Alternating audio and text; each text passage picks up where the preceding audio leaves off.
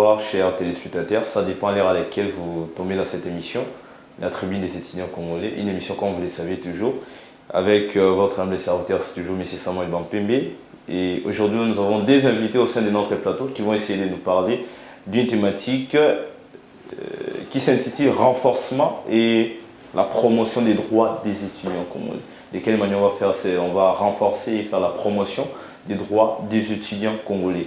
Et nous commençons avec notre premier invité, le maître Tridon Lukanda. Bonjour maître. Bonjour monsieur Samuel Bampembe. Je profite pour dire bonjour à tous les téléspectateurs, à tous les amoureux de cette étrange tribune des étudiants, particulièrement à ces grands architectes de Prince Mulunda, c'est lui qui travaille avec beaucoup de professionnalisme, maestria et virtuosité. Mais seulement monsieur Samuel Bampembe, je suis un licencié en droit, je suis un juriste, je ne suis pas encore maître avocat. Merci. Merci beaucoup. Là, c'est une appellation de la cité. Exactement. Ok.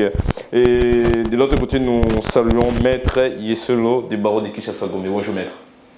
Bonjour. Je suis heureux d'être accueilli devant votre tribune des étudiants. Et surtout que c'est une première fois de participer à cette émission. Je suis très content, je me sens très flatté pour m'avoir invité. Surtout que moi, mon nom c'est Maître Michel Yelelo. Je ne suis pas Yeselo, il faut arranger parce que tu sais que lorsque vous vilipendez le nom, ça peut tomber une infraction. Alors, aujourd'hui, nous parlons justement de la promotion des droits des étudiants congolais. Je suis vraiment content de parler là-dessus. Merci beaucoup maître. Nous allons vraiment parler avec nos téléspectateurs et en particulier ce seront vraiment les étudiants. Nous allons essayer un peu de voir quels sont nos droits, les droits qui sont liés aux étudiants et de quelle manière pouvons-nous renforcer ces droits et de quelle manière pouvons-nous faire la promotion de ces différents droits. Mais le juriste Tridon, que pensez-vous de cette thématique? Déjà, il faut dire que d'après notre droit congolais, il n'existe pas une loi particulière qui traite la question sur les étudiants. Il y a une loi cadre, bien évidemment, la loi numéro 14/004 du 11 février 2014 portant sur l'enseignement national. Cette loi englobe les enseignements, en commençant par l'enseignement maternel, primaire, humanitaire et universitaire. De ces faits, à l'heure actuelle, nous avons compris que les étudiants sont bénéficiaires de plusieurs droits. Et vu qu'il n'y a pas une loi particulière qui traite cette question concernant les étudiants, les protégeant, dirais-je, et nous tombons dans un chaos parce qu'aujourd'hui, nous savons très bien que les étudiants sont bénéficiaires de plusieurs droits. Et parce qu'il n'y a pas une loi particulière, c'est-à-dire que l'étudiant ne vit pas comme il veut. L'étudiant est régi par les règlements d'ordre intérieur et les statuts de chaque université. Par rapport à ces droits, si je peux dire ramassés d'une manière lapidaire, parce qu'il y en a autant que je ne saurais citer, et aussi, il faut dire ici que les droits des étudiants peuvent aussi être distincts du fait qu'il y a plusieurs universités et chaque université a le monopole de rédiger son propre statut, son propre règlement d'ordre intérieur, ses propres droits pour les étudiants. C'est pourquoi, d'une manière un peu laconique, si je peux citer quelques droits des étudiants que souvent même les étudiants ignorent, nous pouvons parler du droit à l'hygiène et à l'environnement sain. C'est-à-dire qu'un étudiant doit vivre dans un environnement propice. Et cela renvoie seulement à dire que les gestionnaires des universités ont l'obligation de pouvoir rendre propres les locaux qu'occupent les étudiants. Et parce que les locaux qu'occupent les étudiants doivent être propres, les étudiants aussi à leur tour ont l'obligation de pouvoir les laisser propres comme ils trouvent. C'est-à-dire que lorsque les étudiants ont des sachets, ils doivent le déposer dans une poubelle qui est placée par les comités d'une université. L'étudiant a aussi droit, par exemple, à ce qui est une évaluation juste, équitable et impartiale. Aujourd'hui, nous savons très bien que les étudiants disent beaucoup, on a été mal cotés et quoi que ce soit, et surtout que nous avons aussi de professeurs Goldberg, des enseignants Goldberg. C'est-à-dire qu'un étudiant réclame une cote, et parce que le professeur, l'enseignant c'était un Goldberg, l'étudiant présente son recours et ces derniers, c'est-à-dire le professeur, ne veut pas répondre. Alors que l'évaluation d'un étudiant, le professeur a l'obligation de répondre à chaque recours de l'étudiant et aussi l'étudiant a le droit, son droit le plus légitime d'introduire un recours dans un cours qu'il trouve qu'il a été mal coté. Et aussi, il faut avancer que lorsqu'il s'agit de la cotation ou de l'évaluation d'un étudiant, cela ne peut être fondé que sur base des critères qui sont pédagogiquement reconnus, c'est-à-dire des critères académiques et non les contraires. Le faire les contraires serait impossible. Là, je n'ai cité que deux droits, mais il y en a tellement autant. Je peux aussi avancer les droits, par exemple, les droits d'un enseignement et puis d'une formation de qualité. Et pour ce faire, il faut qu'on utilise des méthodes qui sont pédagogiquement modernes et adaptées à chaque filière.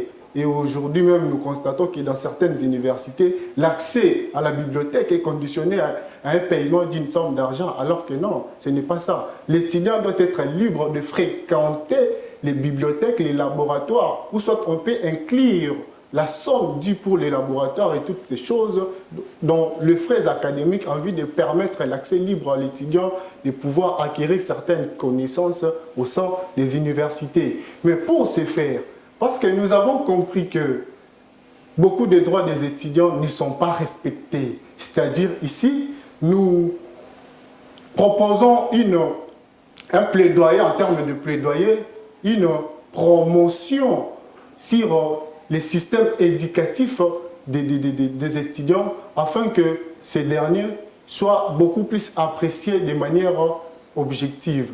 Et là aussi, on peut parler sur la création des conditions nécessaires en vue d'un encadrement meilleur et d'un système éducatif de qualité, pourquoi pas une amélioration de la bonne gouvernance et de la gestion du secteur universitaire en République démocratique du Congo.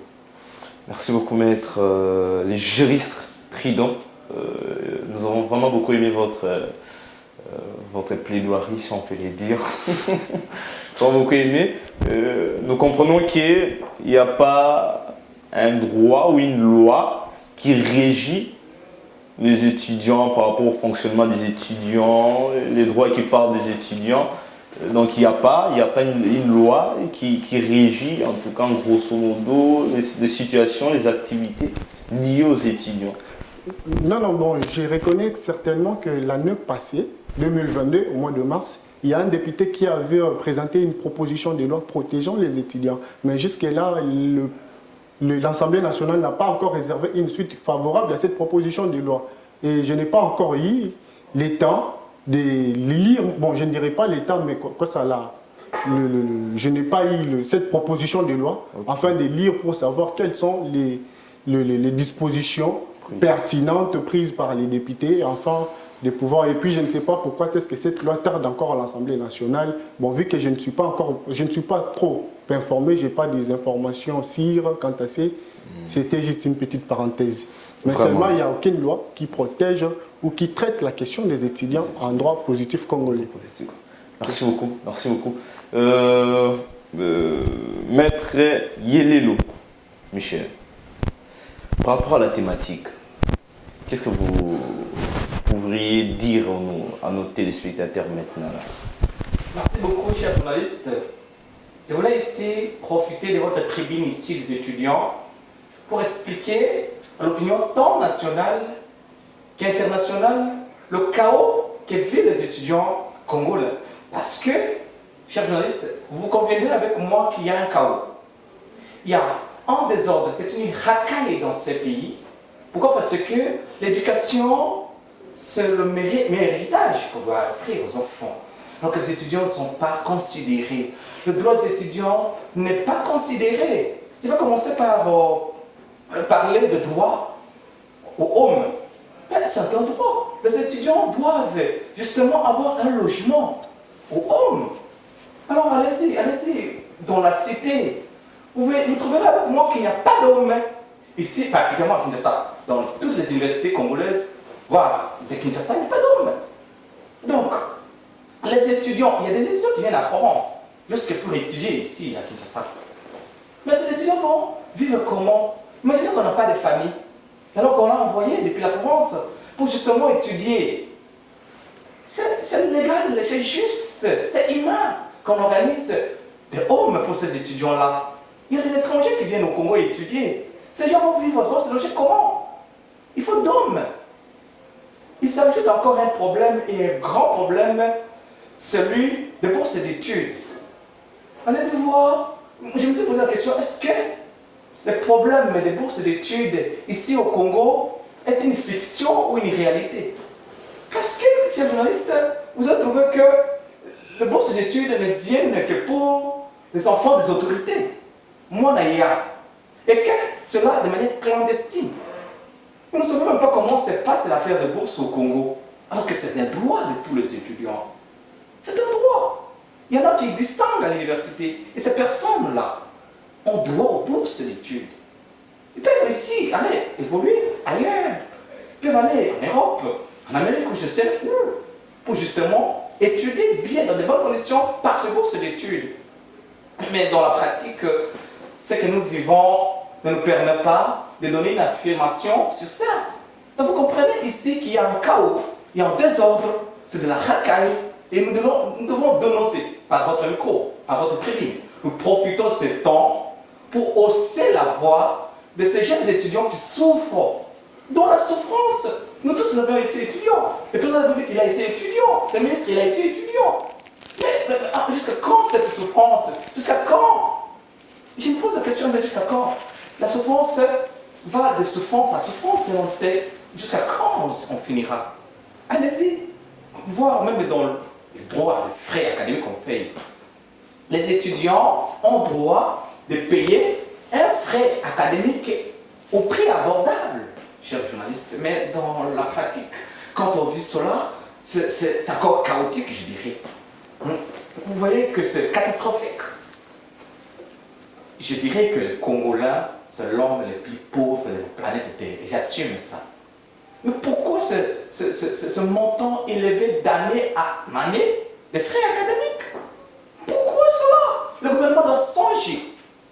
Vous voyez? Ici, j'interpelle par votre tribune le gouvernement à songer à cela. Parce qu'à tout moment, il y a le grève et le grève des étudiants se tue à ça. Et quand on va dire, non, non, les étudiants sont brûlés, les étudiants...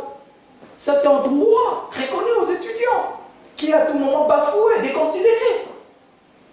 Et on dira quoi à la génération future? Donc de génération en génération, et d'année en année, les frais académiques montent, et c'est là de manière inexpliquée. Comment et jusqu'à quand? On va assister à certaines catégories des Congolais qui vont à l'université, et aux catégories des Congolais qui ne partent pas, qui ne peuvent pas avoir accès, qui ne peuvent pas étudier tout simplement parce qu'ils n'ont pas de moyens. Ils n'ont pas de moyens. Alors que nous sommes en Afrique, on sait, tout le monde le connaît. Nous sommes dans un pays très pauvre, tout le monde le connaît. Mais pourquoi à tout moment, et cela de manière répétée, les frais académiques montent d'année en année? Nous posons cette question. Et personne ne le répond. Donc ici, en ce qui concerne le droit des étudiants, il y a des responsables. Ceux qui sont en train de violenter ces droits, c'est d'abord et avant tout l'État, le gouvernement congolais, et deux, les autorités académiques. Quant aux autorités académiques, c'est pour la délibération. Allez voir dans les universités publiques pour délibérer certains problèmes. Alors que les étudiants ont droit à avoir au temps opportun leurs résultats. Ils ont droit à étudier au temps opportun. Mais allez voir, même pour étudier, en fait, de temps et de temps, il n'y a pas de professeurs à l'université. Oh, il y a grève. Mais pourquoi tout cela? Parce que le droit des étudiants n'est pas respecté. Et nous venons ici, ce jour, par cette tribune, pour hausser la voix des étudiants, pour léger les jalons, de façon à ce que l'on puisse donner à la génération future une stabilité éducationnelle abordable et de bonne qualité. Chers journalistes, je voudrais aussi parler d'une chose.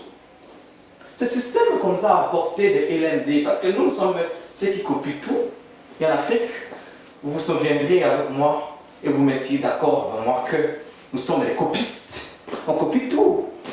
Nous sommes en train de copier tout. Le système LMD, c'est bon, c'est un bon système, j'en ai apprécié. Mais il faut former les personnels, former les professeurs. Les professeurs qui ont étudié dans l'ancien système, il est professeur dans l'ancien système, il ne connaît rien du système LMD. Vous lui donnez des cours qui sont en caractère LMD. Comment va s'en sortir sans formation, ce professeur? Il y a des cours en droit qui se sont ajoutés, qui ne sont jamais enseignés par l'ancien système. Alors, le nouveau système apporte ce cours-là. Comment ces professeurs seront savants sans être formés, sans apprendre cela et commencer directement à enseigner? Et si cela, c'était chaos ici à Kinshasa, mais en combien plus faut d'argent dans des provinces? Comment ces professeurs qui vivent dans des provinces peuvent s'en sortir pour ces problèmes de Merci beaucoup maître. Nous avons bien suivi. Je pense que sur l'hypothèse dont vous venez de soulever tout à l'heure, sur la formation, si on peut dire la formation des enseignants par rapport au système LMD, je pense que vous pouvez essayer de bien revoir. Les ministres avaient fait une formation, un recyclage, si on peut le dire, pour ces enseignants, bien sûr, pour ces enseignants qui peuvent enseigner des cours au système LMD. Je pense qu'à ce point-là, nous demandons est-ce que vous puissiez retirer, parce que les ministres, bien sûr, ils ont fait une formation qui aiderait à ce que nos étudiants, à nous, puissent avoir des enseignants qui ont appris de ce système LMD. Monsieur les journalistes, c'est bon de défendre le gouvernement, c'est bon de défendre ces ministres, mais est-ce que vous vivez le réalité sur terrain, parce que vous êtes ici dans le plateau? Nous descendons partout et à tout moment, aux universités, aux études supérieures, et nous vivons le chaos. Les enseignants, je dénonce ici que les professeurs congolais ne sont pas formés par rapport au système LMD. Et j'assume cela. Merci beaucoup, maître. Vous assumez. Nous pensons que vous avez des preuves palpables et sensibles qui nous aidera à pouvoir analyser cela. Merci beaucoup. Il y a un problème, il y a des difficultés pour ça. Merci beaucoup, maître.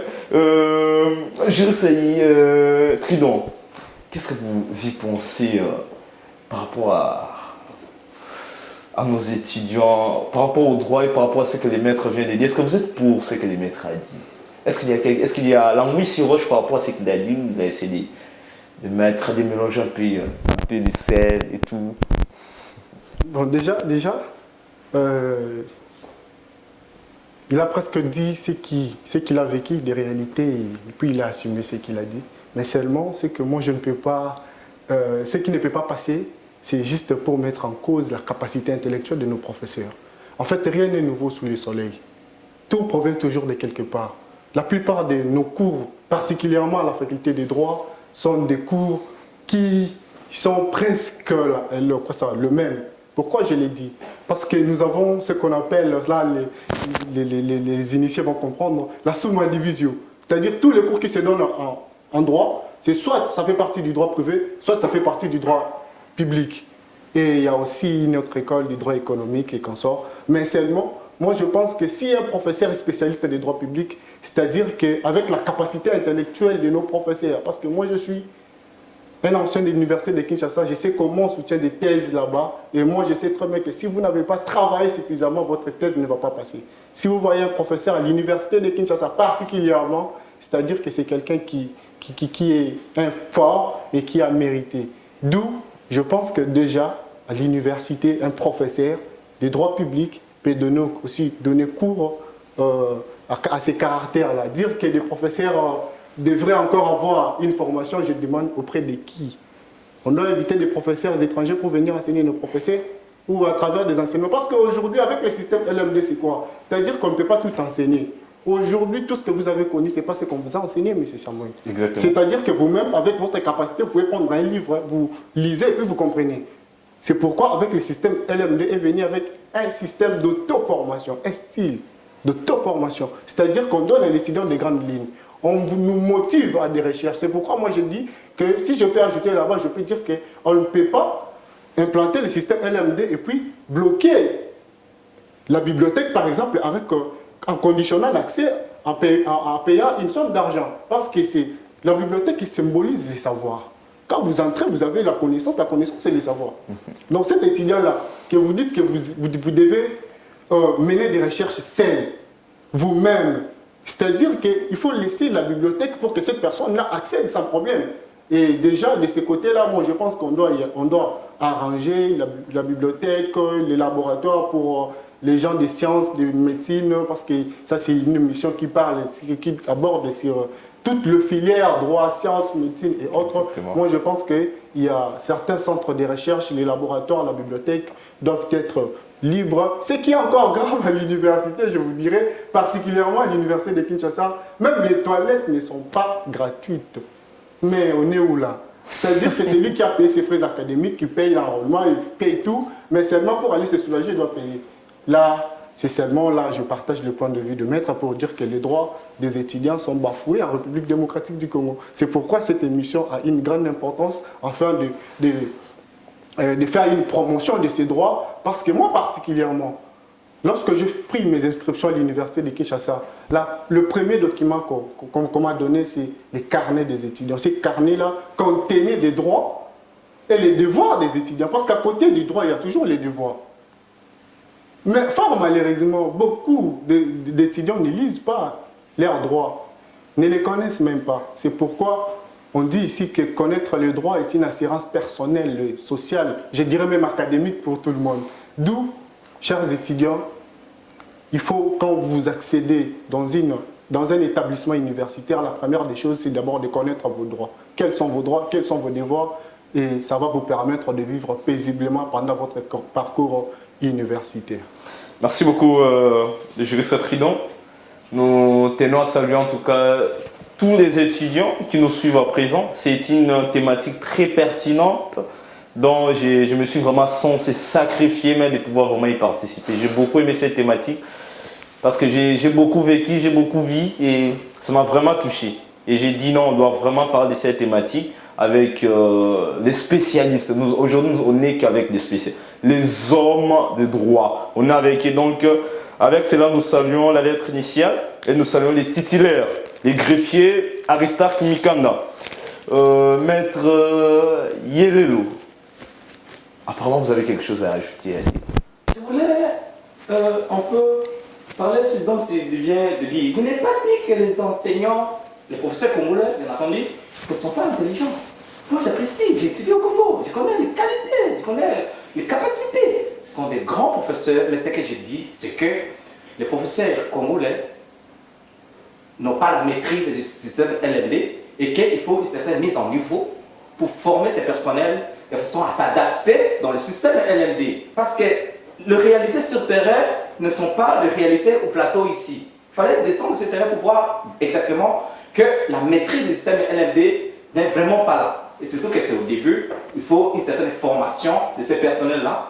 Non pas seulement une formation sur le plan scientifique, mais aussi une formation sur le plan systémique.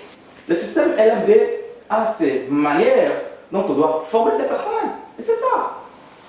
Ok, merci beaucoup maître. Je pense qu'avec ces systèmes LMD, nous allons pouvoir élaborer une thématique dont on va beaucoup plus parler sur l'enseignement universitaire.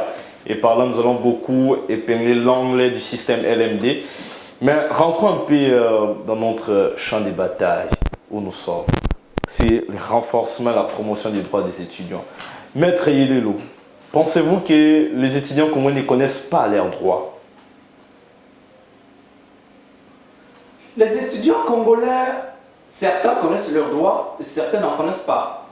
Voilà pourquoi il y a des universités qui grèvent et d'autres ne grèvent pas. Donc je ne peux pas dire ici que les étudiants congolais ne connaissent pas leurs droits. Il y a d'autres qui connaissent leurs droits et les autres qui ne connaissent pas. Parce que si et seulement si tout le monde saurait ce droit-là, on devrait justement accentuer et là insister sur ça pour que ce droit soit respecté. Mais parce que nous assistons à une certaine catégorie d'étudiants qui grèvent, qui réclament leurs droits, et d'autres étudiants qui sont en train de se taire. Et si seulement si une catégorie réclame le droit et une catégorie se tait, alors on assiste seulement à ce chaos. Et si seulement si tout le monde se soulevait, tout étudiant se dirait engagé à ce combat, à cette lutte, de manière à renforcer cela, à faire respecter cela, parce que le droit doit se réclamer à un moment donné. Vous voyez? Donc, ça se sens, il y a une catégorie d'étudiants qui connaissent le droit et une catégorie qui n'en connaissent pas. Merci beaucoup, maître. Nous allons revenir là-dessus. Maître, le juriste Tridon, vous aviez soulevé un point très pertinent. Il y a des toilettes au milieu universitaire où c'est sale et tout, et tout, et tout, et tout.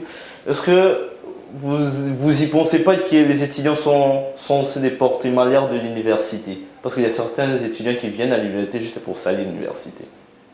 Est-ce que connaissez-vous que les étudiants font partie aussi des destructeurs de nos institutions universitaires? Merci beaucoup. Quand j'étais en train de dire les droits des étudiants et les droits aussi, qui sont les obligations des gestionnaires des établissements universitaires, j'ai dit tantôt que les gestionnaires des universités ont le droit de rendre propres les locaux qu'occupent les étudiants.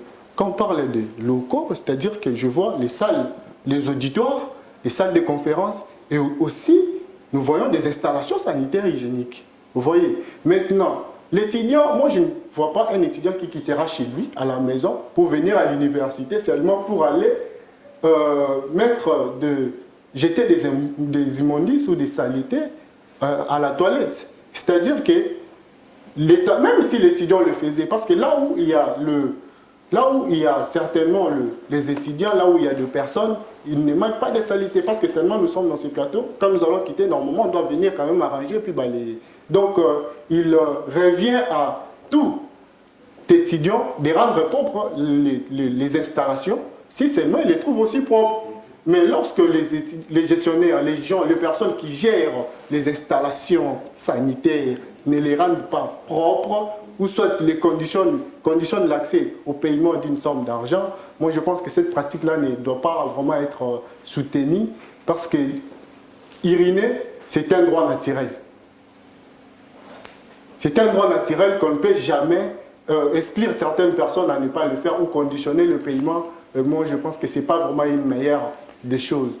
Et aucun étudiant ou aucune étudiante ne peut venir à l'université seulement pour vite de détruire ce qu'il a trouvé là-bas. Nous avons dit que les gestionnaires ont le droit de mettre propre et les étudiants aussi doivent laisser propre comme ils trouvent les locaux et puis les installations sanitaires. Bon, je ne sais pas, à ce que je sache, à l'université de Kinshasa, les installations sanitaires ne sont pas gratuites. Je ne sais pas ailleurs. Ça pourrait être gratuite et puis... mais sinon, si c'est gratuit, là, c'est bon. Merci beaucoup, Juriste Tridon. Maître Yelelo, nous revenons là-dessus avec vous. Vous aviez dit qu'il y a des étudiants qui connaissent leurs droits. Et il y a ceux-là qui ne connaissent pas leurs droits. Et ils se tuent et ils sont là manigancés par les enseignants, par l'institution. Eh bien, par rapport à ces étudiants-là qui ne connaissent pas leurs droits, qu'est-ce que pourriez-vous leur conseiller ou leur dire, afin qu'ils puissent connaître leurs droits pour avoir une jeunesse estudiantine merveilleuse? Merci beaucoup, cher Samuel Bapembe, pour cette question qui, à moi, je trouve intéressante. Ici, ce que je dois faire, c'est l'éveil de conscience. Je suis en train d'éveiller les consciences des étudiants. Parce que les pratiques que nous vivons aux universités, ce sont des pratiques non soutenables. Comme la corruption, il y a des étudiants qui sont obligés à corrompre. Même pas par leur volonté. Moi, personnellement, depuis que je suis né, je n'ai jamais entendu les langages des corrupteurs et des corrompus. Mais je ne suis allé attendre ça qu'à l'université. Et donc, les universités congolaises commencent à enseigner même comment corrompre. Moi, j'ai appris les langages des corrupteurs et des corrompus.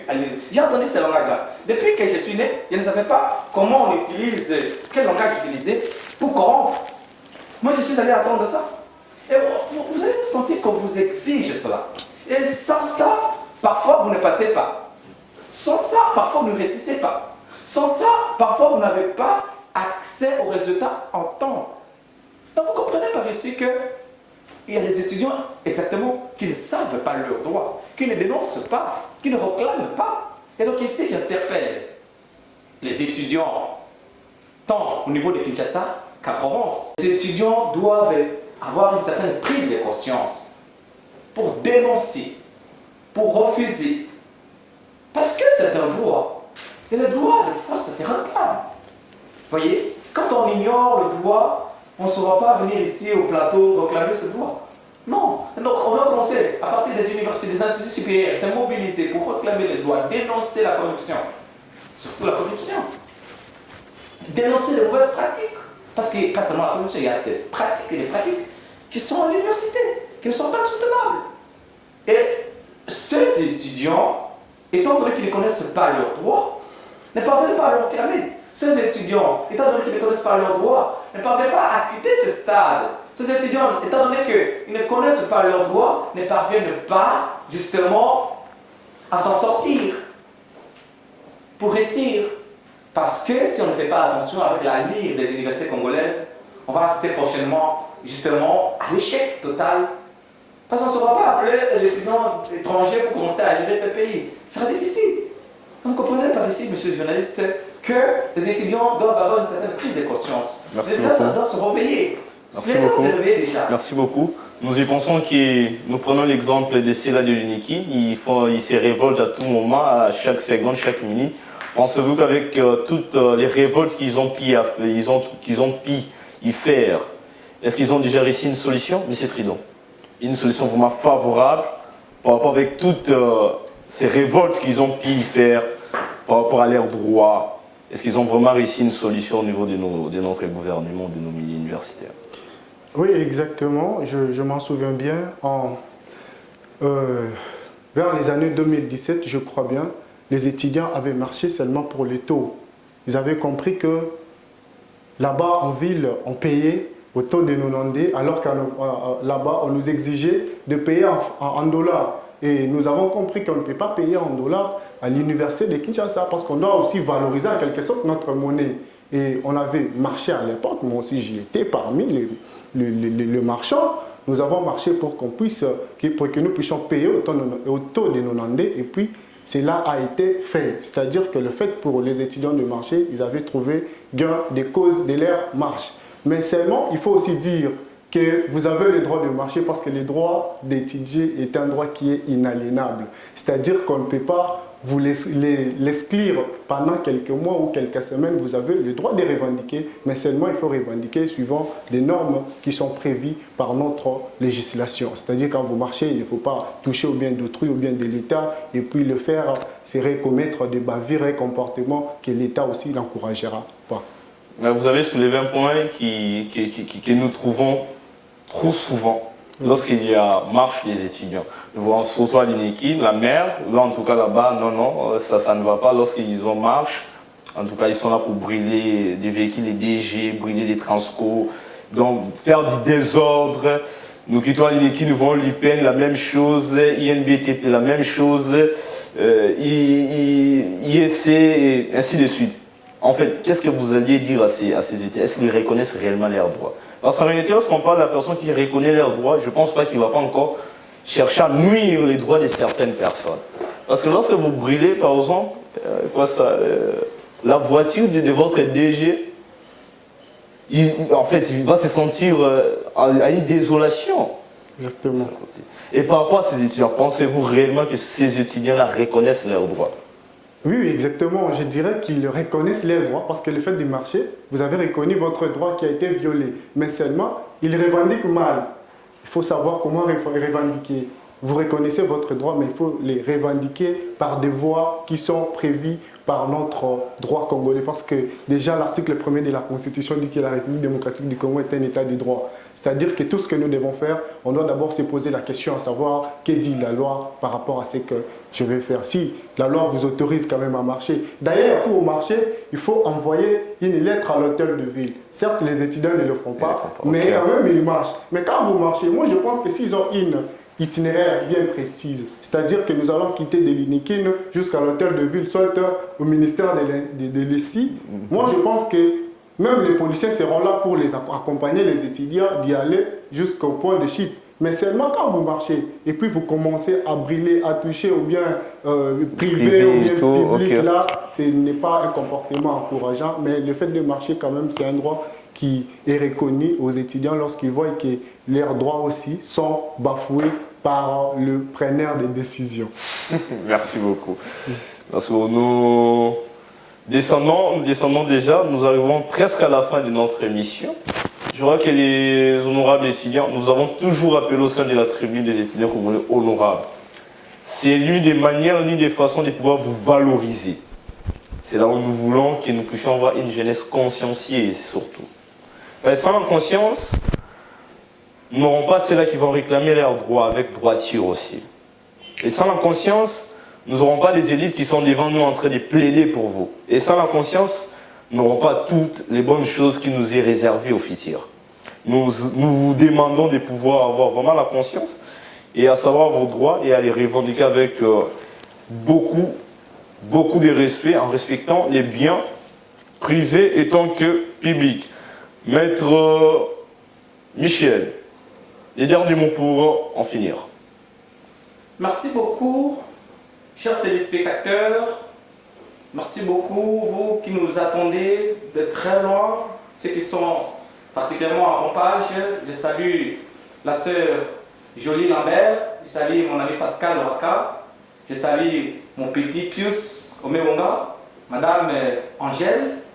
Je suis en train de marteler sur la prise de conscience des étudiants et la responsabilité de l'État congolais, le gouvernement congolais et les autorités académiques pour faire respecter le droit des étudiants.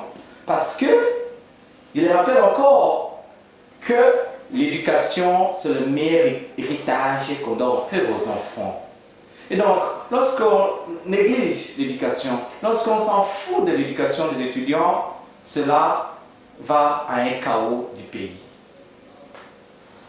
Merci beaucoup, Maître Tridon. À mot de la fin, c'est que vous direz au gouvernement ainsi qu'à nos étudiants qui nous suivent à présent. Merci beaucoup, M. Samuel Bapembe. Je pense que vous avez compris, ainsi que tous les téléspectateurs ont compris, qu'il n'existe pas une loi qui vise seulement les secteurs d'enseignement universitaire. Déjà, ça doit motiver le preneur de décision, là, je vois le Parlement, de pouvoir penser quant à ça, afin que l'étudiant soit protégé. Et parce qu'aujourd'hui, nous avons compris à travers cette tranche que l'étudiant est aujourd'hui victime de plusieurs malversations au niveau estudiantin, d'où le protéger serait primordial et c'est une nécessité. Et aussi, pour dire seulement un mot par rapport à d'autres droits qui sont aussi beaucoup plus reconnus, c'est les droits de bourse d'études, ce que Maître venait de dire tout à l'heure. Moi, je pense que sur cet aspect-là, c'est aussi quelque chose de très bon où l'État doit prendre beaucoup de mesures nécessaires parce que nous ne voulons plus attendre que les bourses aujourd'hui se donnent par des fondations. On va vous dire là-bas qu'il y a une fondation, Tina, on donne des bourses, maintenant on est où là? Les bourses doivent être l'œuvre de l'État congolais pour soutenir ces étudiants qui sont très intelligents mais qui n'ont pas de moyens suffisants pour aller étudier à l'extérieur du pays, soit même ici, dans le pays. Et par là, je pense que vous qui nous avez suivis, vous avez compris, étudiants, il est temps de pouvoir connaître vos droits et aussi les revendiquer surtout dans de bonnes manières. Merci, M. Samuel. Merci beaucoup. Nous tenons à remercier nos téléspectateurs, tels que les professeurs Baïsir et Rouké-moi. Nous tenons à vous dire que vous prenez acte, étant que professeur de l'université ordinaire. Et nous tenons à demander au CG académique, M. Freddy Rouké-moi, de l'université UPMN, de pouvoir prendre acte de ceci. Nous tenons à demander au DG de l'UNIKI de pouvoir prendre acte de ceci. Nous tenons à demander à tous les DG de toutes les universités confondues au sein de la République démocratique du Congo de pouvoir prendre acte de ceci. Voilà, merci beaucoup. Et surtout les recteurs de vouloir vraiment prendre acte de ceci. Nous demandons aux étudiants, tels que aux étudiants Yannick Kavouya, nous vous demandons de pouvoir prendre acte de ceci. L'étudiante Mélissa Boulembo de pouvoir prendre acte de ceci, ainsi que l'économiste Raïssa Kaping de pouvoir prendre acte de ceci. Car sans l'éducation, nous n'aurons pas un avenir meilleur. Et sans l'éducation, nous n'aurons plus un pays digne de son nom. Nous vous demandons de pouvoir avoir une éducation viable et de pouvoir reconnaître vos droits surtout. Lorsque nous reconnaissons nos droits, ça prouve à nous qui nous sommes en réalité et ça prouve à nous quel serait le pays de demain lorsque nous reconnaissons notre droit, sans donner encore le désir de pouvoir revendiquer même nos droits liés à l'État congolais. C'est ainsi que nous prenons congé de vous, nous vous saluons et nous vous disons au revoir.